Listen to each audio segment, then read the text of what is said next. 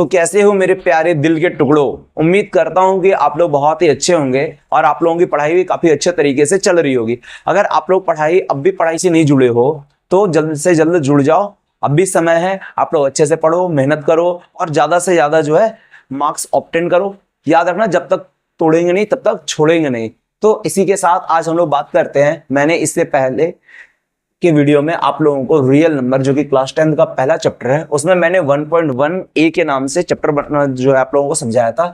अब मैं जो अपडेटेड सिलेबस है उसके हिसाब से 1.1 बी के माध्यम से आप लोगों को दूसरे चैप्टर यानी कि अभी के सिलेबस के हिसाब से पहले एक्सरसाइज को मैं आप लोगों को बताने जा रहा हूं, जिसमें हम लोगों को क्या पढ़ना है, प्राइम फैक्टराइजेशन मेथड पढ़ना है। प्राइम फैक्टराइजेशन मेथड से हम लोगों को एलसीएम फाइंड करना है और ये तो बिल्कुल क्लास 4-5 वाली चीजें हैं। अगर सपोज दैट आप लोगों को एक क्वेश्चन दिया जाएगा 140 और बोला जाएगा इस 140 के आप लोग क्या करो, इसके जो है प्राइम फैक्टराइजेशन करो और यहां पर से इसके एलसीएम फाइंड करके निकालने हैं आप लोगों को। और साथ ही साथ मैं आप लोगों को बोलता हूं कि इसके एचसीएफ भी फाइंड करो। ठीक है, तो देखा जाए सबसे पहला जो है, सबसे पहला नंबर से मैं इसे 2 से डिवाइड कर रहा हूं, तो पहले बार में ये 70 से डिवाइड हो गया 70 बार में, और 2 से ये 35 बार में डिवाइड हो रहा है, 5 से ये 7 बार में डिवाइड हो रहा है। अगर मैं इसका एलसीएम यहां पे निकालूं,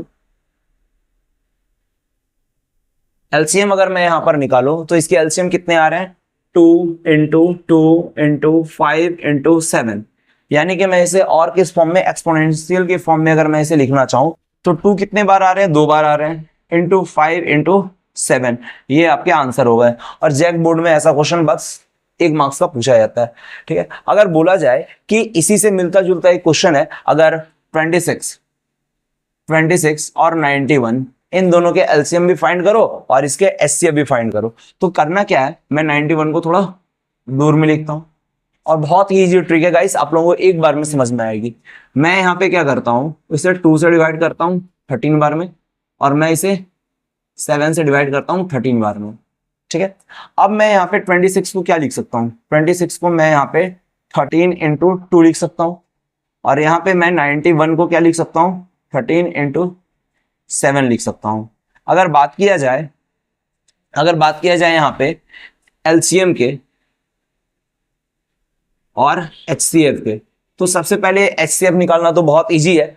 यहाँ पे दोनों में जो कॉमन आएंगे, कॉमन को मैं क्या लिख दूं, एचसीएफ लिख दूं, तो एचसीएफ इसका कितना हो गया, 13 हो गया। अब बोला जाए एलसीएम का, तो एलसीएम क्या आएगा, तो याद रखना गाइस, जो दोनों में कॉमन हो सबसे पहले उसे लिख दो और फिर जो दोनों में कॉमन नहीं हो उसे लिख दो। ये मैंने लिख दिया, तो ये इसके एलसीएम हो जाएंगे और मे बी इसके एलसीएम 182 होने चाहिए। आप लोग इसकी कैलकुलेशन करके देख लेना। 7 2 जा 14, देखता हूँ 14 इंटू 13, 3 4 जा 12 का 2, कैरी 1, 3 1 जा 3 और 4 7, 7 और 1 8, 1 1 जा 1, 182 आ गए इसकी कैलकुलेशन करने के बाद, यानी कि इसके आंसर क्या हो जाएंगे, 182 आ जाएंगे। ठीक है, तो गाइस एक क्वेश्चन जो मैंने बोर्ड पे लिख रखे हैं, ये क्वेश्चन अक्सर बच्चों के लिए बहुत ही ज्यादा क्रिटिकल क्वेश्चन होता है, उन लोगों को इसे सॉल्व करने में बहुत ज्यादा परेशानियां होती है और अक्सर ये जैक बोर्ड वालों, बिहार बोर्ड वालों के लिए पसंदीदा क्वेश्चन है। सीबीएसई तो ऐसे क्वेश्चन बहुत कम ही पूछता है, बट फिर भी इसे जान लेना जरूरी है। तो अगर इसका प्राइम फैक्टराइजेशन किया जाए तो मैं कैसे करूंगा, तो सबसे पहले इसे मैं 5 से डिवाइड कर रहा हूँ, 5 से डिवाइड कर रहा हूँ तो 5 तो एक बारी में लग जा रहा है और ये 0 0 और यहाँ पे 1 आ जा रहा है। अगर मैं इसे करूं तो ये 3 से तो लग नहीं रहा, 5 से नहीं लग रहा, 7 से भी नहीं लग रहा ये। अगर इसे देखा जाए तो मैं इसे किससे डिवाइड करूं, अगर मैं इसे 13 से देखा जाए तो 91, हाँ ये 13 से लग रहा है।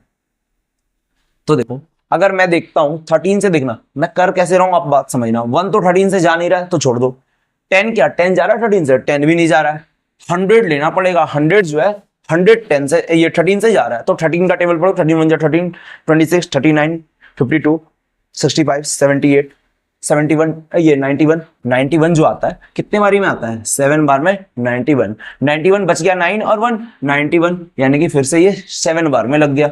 अब मैं इसे 11 से देता हूं तो ये कितने बार में आएगा, 7 बार में। तो फाइनली अगर इसका प्राइम फैक्टराइजेशन किया जाए 5005 का, तो ये कितना आएगा, 5 इंटू 7 इंटू 11 इंटू 13, इस फॉर्म में आएगा। तो फ्रेंड ये रहे इसके आंसर। अब मैं आगे के क्वेश्चन, बहुत ही इजी क्वेश्चन है, सारे क्वेश्चन तो मैं कराऊंगा नहीं, मैं एक फॉर्मूला बता रहा हूं उसके बेसिस पे क्वेश्चन, और मैं आज ही इस चैप्टर को बहुत जल्दी खत्म कर दूंगा ताकि आप लोगों के पास टाइम बचे और आगे की प्रिपरेशन आप लोग सही तरीके से कर सकें।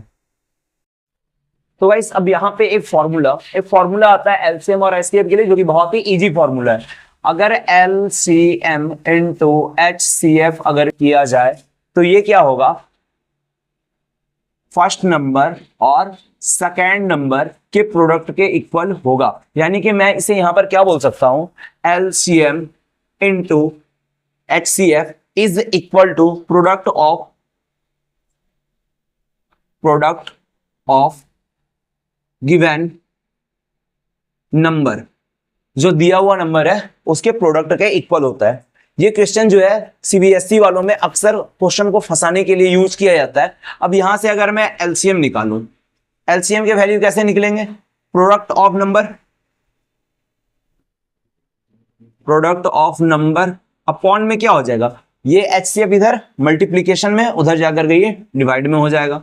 तो देखो एक फॉर्मूला तो ये बन गया, एक फॉर्मूला ये बन गया, दूसरा फॉर्मूला ये बन गया, बस वही है, वही चीज है, चीज तो एक ही है, बस मैं इसे अलग अलग वे में लिख सकता हूं। तीसरा जो बनेगा HCF is equals to product of number upon में HCF ना, यहां से ये तीसरा फॉर्मूला बन गया। वैसे ही अगर बोला जाएगा फर्स्ट नंबर निकालने के लिए, फर्स्ट नंबर अगर निकालने के लिए बोला जाए तो क्या होगा, HCF इंटू LCM अपॉन में सेकेंड नंबर, एक ये फॉर्मूला बन गया। तो देख रहे हो फ्रेंड्स, एक ही फॉर्मूले से कितने सारे फॉर्मूले बने और अक्सर बच्चे इसी फॉर्मूले में फंस जाते हैं। तो एक बार आप इसके स्क्रीनशॉट ले लो या फिर कॉपी में से नोट डाउन कर लो। तो गाइस एक क्वेश्चन जो कि बोर्ड पे दिया हुआ है, ठीक है, अगर इस क्वेश्चन में देखा जाए तो क्या दिया हुआ है, given HCF of 306 and 657 is equals to 9, find LCM of 306 and 657, HCF of 306 और 657 9 दिया हुआ है, तो LCM ऑफ 306 एंड 657 ज्ञात कीजिए। ये इसके हिंदी में होगा। अब इसे बनाना कैसे है वो देखा जाए।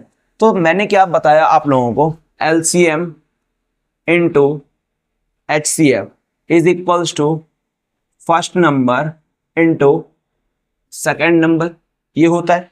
LCM गुना HCF बराबर पहली संख्या, इसे हिंदी में अगर लिखना चाहो तो लिख सकते हो पहली संख्या गुना दूसरी संख्या, ठीक है। ये हमेशा 2 नंबर के होंगे LCM और HCF। अब आगे देखा जाए तो यहां पर LCM कितना दिया हुआ है, LCM दिया हुआ है 9 और HCF निकालने के लिए बोला गया है। तो मैंने अभी फॉर्मूला लिखवाया, HCF इक्वल्स टू क्या होते हैं, product of number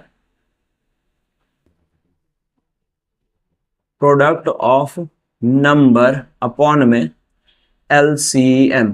product of number को हिंदी में क्या लिखोगे,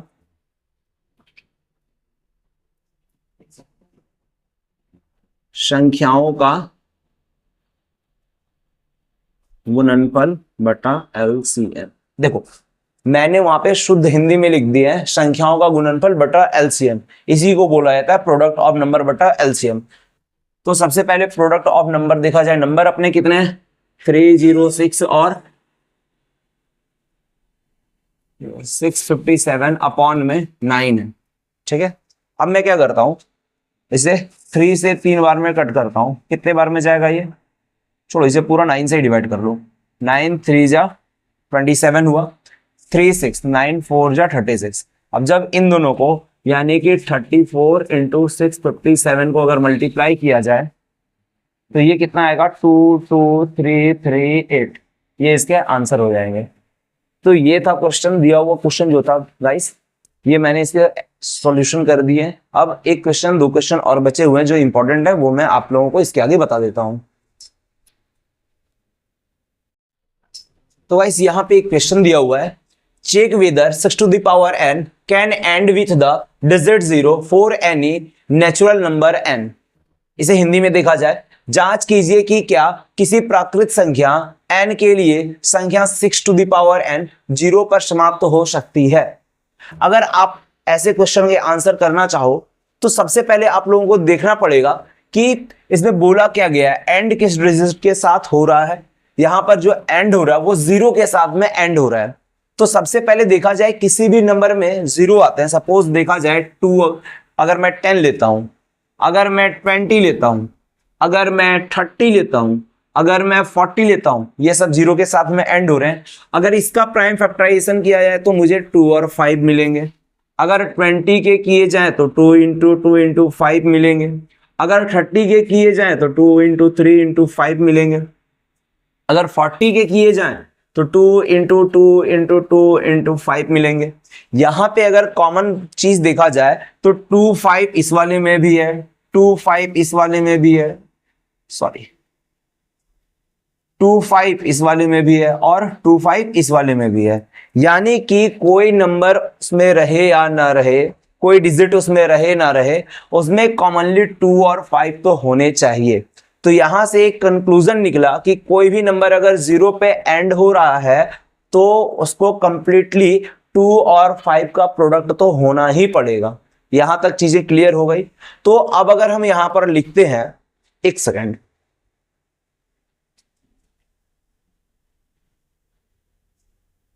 अगर मैं यहां पर बताऊं कि ये नंबर जो 0 के साथ में एंड हो रहे हैं तो देख, तो यहां पे मैं इसकी सॉल्यूशन बताता हूं। Any number and with 0 if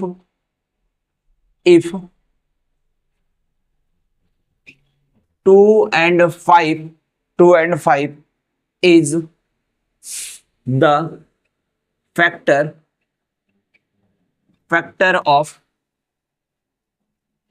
number, given number में करता हूं, गिवन नंबर, कोई भी नंबर अगर 0 के साथ एंड हो रहा है तो इसका मतलब क्या होना चाहिए कि वो कहीं ना कहीं 2 और 5 का तो फैक्टर तो होगा ही। But here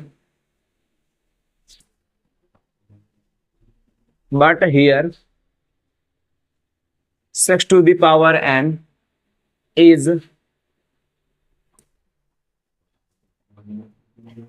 factor of 2 into 3, ठीक है। 5 is not a factor of 6 to the power n, so it can't be end with 0, ठीक है। तो गाइस मैंने यहां पर हिंदी मीडियम वालों के लिए बता दिया है, अगर कोई संख्या अंक 0 के साथ समाप्त होती है तो वह 2 तथा 5 की गुणनखंड होगी, परंतु 6 पे पावर n का गुणनखंड 5 नहीं है, इसलिए यह 0 पर समाप्त नहीं होगी, ठीक है। इसलिए यह संख्या कभी भी 0 पर समाप्त नहीं होगी। यहां तक सब कुछ सही है। तो गाइस क्वेश्चन 7 नंबर के अगर देखा जाए तो क्वेश्चन काफी बड़ा है, मैं अगर उसे बोर्ड पे लिखूंगा तो उसके सॉल्यूशन नहीं आ सकेंगे, इसलिए क्वेश्चन आप लोग वहां से देख लो, मैं यहाँ पे आंसर करा देता हूं। यहाँ पे बोला गया है कंपोजिट नंबर का बात। कंपोजिट नंबर मीन्स क्या होता है? ऐसा नंबर जो एक से कटे, अपने आप से कटे और किसी दूसरे नंबर से भी कट जाए, यानी 1 अपने आप से और किसी दूसरे नंबर 2 से 3 से 4 से किसी से भी कटे तो उसे कंपोजिट नंबर यानी कि भाज्य संख्या बोला जाता है। तो इसे मुझे क्या करना है? कंपोजिट नंबर के फॉर्म में करना है। तो यहाँ पे 13 है, यहाँ पे 13 है, इट मींस यहाँ पे 13 है, यहाँ पे 13 है, तो 13 दोनों देखना, आप लोग इसे गेस करना, दो 13 क्यों दिया है? यहाँ तो 7 अकेला है, 11 अकेला है, 13 दो क्यों है? यहाँ पे भी देखो 7 है, 6 है, 5 है, 4 है, 3 है, 2 है, 1 है, फिर वापस 5 क्यों दिया? यानी आंसर कहीं ना कहीं इसी 5 और इसी 5 और इसी 13 में छुपा हुआ है। तो सबसे पहले यहां से 13 कॉमन कर लिया जाए तो 7 इंटू 11, ये 13 तो कॉमन आ गया, और यहां से अगर मैं 13 को कॉमन करूं तो यहाँ पे 1 बच जाएगा। तो अगर देखा जाए यहाँ पे 13 है और इसे मैं सॉल्व करूं तो ये 78 आता है। अब देखो एक नंबर है जो 13 भी है और 78 भी है, यानी कहने का मतलब कोई नंबर 13 से भी कंप्लीटली डिवाइड लग रहा है, 78 से भी कंप्लीटली डिवाइड लग रहा है। इसका मतलब ये क्या हो गया? ये तो एक कंपोजिट नंबर हो गया, कंपोजिट नंबर हो गया ये तो एक, और इसे भाज्य संख्या बोलते हैं, तो ये भाज्य संख्या हो गया।